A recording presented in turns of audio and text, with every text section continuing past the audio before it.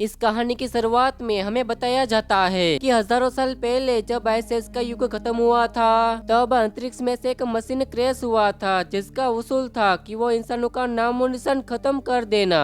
कई समय तक इंसानों को इस डेविड मशीन का सामना करना पड़ा था, जिसमें कई लोगों की जान चली गई थी। लेकिन प्राचीन टाइप के लोगों के साथ मिलकर डेविड को हराकर उस मशीन को धरती के सबसे नीचे हिस्से के शहर के नीचे हमेशा के लिए दफना दिया और यूरेन के पहाड़ों में बचे वंशज ब्रदरवुड ने इविल मशीन की जानकारी अपने secret book of the chronicles में छाप दी थी। अब कई सालों बाद 2707 में जब इंसानों ने धरती पर नेचर रिसोर्सेज को एग्जॉस्ट कर दिया था, बची हुई नेचर रिसोर्सेज धरती के 4 हिस्सों में बट गई। Rule by for corporation cold मुसीमा बावस इंपेरियल और कैपिटल पर कॉर्पोरेशन नेचुरल रिसोर्सेज बुक में एक दूसरे की जान के पीछे पड़ गए थे।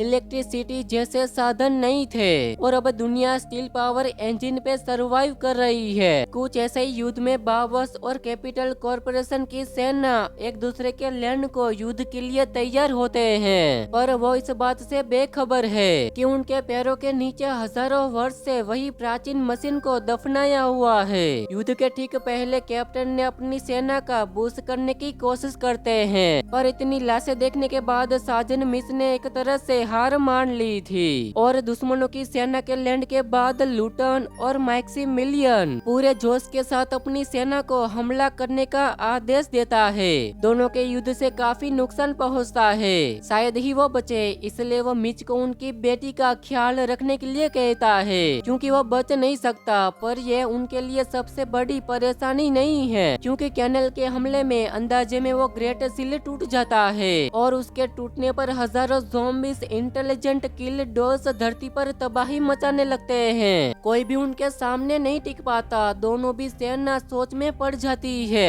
कि कौन उन्हें इतना शिकार कर रहा है, पर जब तक वो उन्हें समझते वो ज़ॉम्बीज उन पर हमला करके उन्हें भी लिविंग डेड में बदलने के लिए उन्हें घसीटते हुए उसी रहस्यमयी मशीन की तरफ ले जाते हैं। उनसे बचना नामुमकिन था, इसलिए वो मैदान छोड़कर भागने लगते हैं, पर मैड मिच को बचाने के चक्कर में खुद का बलिदान देकर उसे भगाने में मदद करता है। इसके तुरंत बाद ब्रदरवुड को वही बुरी खबर मिलती है जो उन्हें हमेशा से डर था, क्योंकि म्यूटेंट्स कैसे आजाद होकर धरती पर कैसे फैल गए और एक बार फिर से मशीन चलने लगा और इंसान को इंसान का ही दुश्मन बनाने लगा। और देखते ही देखते 6 हफ्ते बाद चारों कॉर्पोरेशन एक साथ मिलकर म्यूटेंट्स को हरा नहीं पाते, इसलिए अब पूरी धरती को इवैक्यूएट करके मार्स में भागने लगते हैं। पर इसमें वीआईपी लोग ही जा सकते हैं और मासूम गरीब म्यूटेंट के हाथों मारे जाते हैं। लेकिन वो 12 वीर योद्धा को एक साथ करने में लग जाए तो वो एक बार फिर से धरती के विनाश को रोक सकते हैं। इसलिए प्रोफेसी को फिल करने के लिए ब्रदरवुड के लीडर ब्रदर सैमुअल अलग अलग देशों से 12 वीर योद्धा को जोड़ते हैं जो उनके प्राचीन हथियारों की मदद से डेविड मशीन को हमेशा के लिए खत्म करने में साथ देंगे और इसे जो मारेगा उसे मार्स जाने का टिकट दिया जाएगा।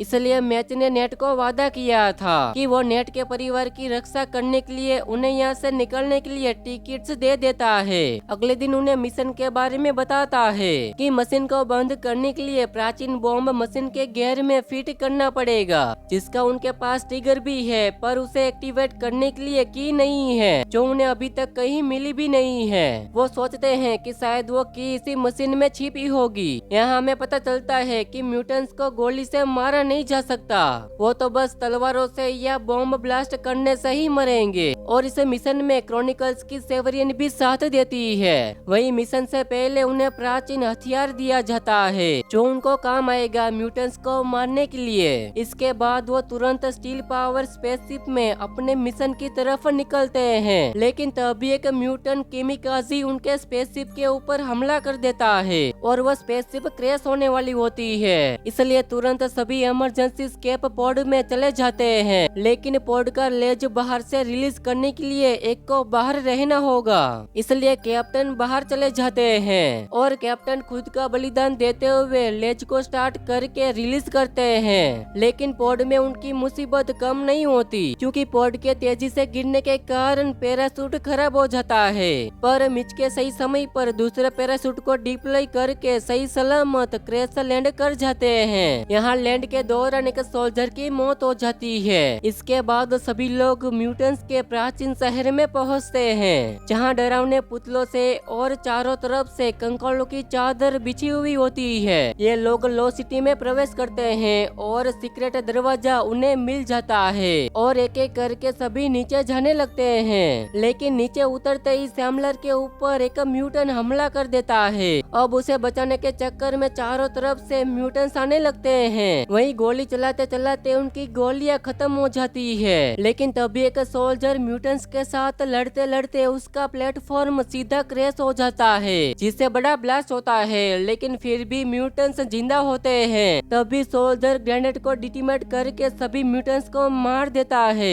अब थोड़ी देर बाद उन्हें वो मशीन मिल जाता है, लेकिन उनके निकलते ही नीचे हजारों म्यूटेंट्स लाशों को घसीटते हुए मशीन की तरफ ले जा रहे थे। तभी मिच की नजर उसके साथी मैट पर पड़ती है, जो अभी भी जिंदा होता है। म्यूटेंट उसे ले जा रहे होते हैं। वो उसे तड़पता हुआ नहीं देख सकता, इसलिए वो उसे अकेला बचाने का तय करता है। वहीं वो लोग आगे मिशन की ओर जाते हैं। मिच अपने साथी के पास जाता है तो देखता है कि उसका साथी अब बचने के लायक नहीं रहा, इसलिए उसे दर्द से छुटकारा पाने के लिए उसे शूट कर देता है। वहीं वो लोग आगे जा रहे थे कि तभी उनमें से एलेक्जेंडर फिसल के नीचे म्यूटेंट्स के बीच गिर जाता है और अब चारों तरफ से म्यूटेंट्स की सेना उसे घेर लेते हैं। एलेक्जेंडर को मुश्किल में देखकर वो लोग उसे बचाने का तय करते हैं, लेकिन वो जितने भी म्यूटेंट्स को मार रहे थे उतने ही म्यूटेंट्स आते जा रहे थे और खत्म होने का नाम ही नहीं ले रहे थे। और एक बॉम्ब विस्फोट में एलेक्जेंडर मारा जाता है। वहीं हम ब्रदर सिम्यूल को देखते हैं, जो म्यूटेंट्स का शिकार बन जाता है और अब म्यूटेंट्स उसे खींचते हुए मशीन की तरफ ले जाते हैं। अब सिर्फ मिच और सेवरियन ही बचे हैं। मिच हार नहीं मानता। मिच सेवरियन को जगाने के बाद उस मशीन के रास्ते को बॉम्ब से उड़ा देता है, इसलिए क्योंकि उन्हें थोड़ा समय मिलेगा मशीन की ओर जाने के लिए। वहीं म्यूटेंट के हाथों घायल हुए मैक्सिमिलियन को भी बचा लेते हैं और अब सभी उस छेद के रास्ते से जमीन के सबसे नीचे हिस्से में छिपा उस मशीन के पास उतरने लगते हैं। लेकिन अब म्यूटेंट्स ने उनका रास्ता खोज लिया था। अब फिर से मशीन का रास्ता बंद करने के लिए मिच ब्लास्ट करके खुद का बलिदान दे देता है, जिससे वो नीचे गिरता है और मिच भी म्यूटेंट्स में बदलने लग जाता है। मिच पूरा म्यूटेंट्स में बदलता उससे पहले वो खुद को आजाद कर देता है, लेकिन उसमें इंसान के इमोशंस अभी भी होते हैं और वो उसके साथ मिलकर उस सीक्रेट मशीन को ढूंढ लेते हैं। अब मिच को पता नहीं होता कि प्राचीन मशीन को कहाँ फिट करना है। अब फाइनली वो उसे फिट करने में सफल हो जाता है और प्रीवर को भी सेट कर देता है, लेकिन उसे एक्टिवेट करने की कहीं भी नजर नहीं आती। वो किताब के पेजेस में क्रू का पता करने की कोशिश करता है और इस तरह से ब्रदर सैमुअल अब म्यूटेंट्स में बदल चुका था और वो सेवरियन को भी मार देता है। वहीं अब इबू को देखते हैं, जो कंट्रोल खोकर एक बड़ी ब्लेड पर गिरकर कट कर उसकी मौत हो जाती है और अब हाल्फ म्यूटेंट और म्यूटेंट्स ब्रदर के बीच लड़ाई शुरू हो जाती है। दोनों की शक्ति एक समान होती है। वही मिच को पता चलता है कि वह की प्राचीन हथियार यानी तलवार ही थी। वो बिना टाइम गवाए सैमुअल की जान लेते हुए टेटेगर को ट्रिगर कर देता है, लेकिन हैरानी की बात तो ये थी कि वो पूरा मशीन एक रॉकेट निकलता है और उसे एक्टिवेट करते ही उसका बूस्टर ट्रिगर हो जाता है, इससे पहले कि वो भी रॉकेट के साथ अंतरिक्ष में पहुंच जाए। लेकिन न चाहते हुए भी उसे उस ब्लेड के नीचे से कूदना पड़ता है और भाग्य से नदी के कारण वो बच जाता है और उसे रॉकेट अंडरग्राउंड के नीचे से लॉन्च होते ही किसी अननोन यूनिवर्स अंतरिक्ष की तरफ निकल जाता है। वहीं अंडरग्राउंड सिटी हमेशा के लिए मलबे के नीचे दब जाता है, पर नीचे सही समय पर बच जाता है। और इसी के साथ एक कहानी यहीं पर खत्म हो जाती है। दोस्तों, जरा सा भी कहानी पसंद आई हो तो वीडियो को लाइक और चैनल को सब्सक्राइब कर देना।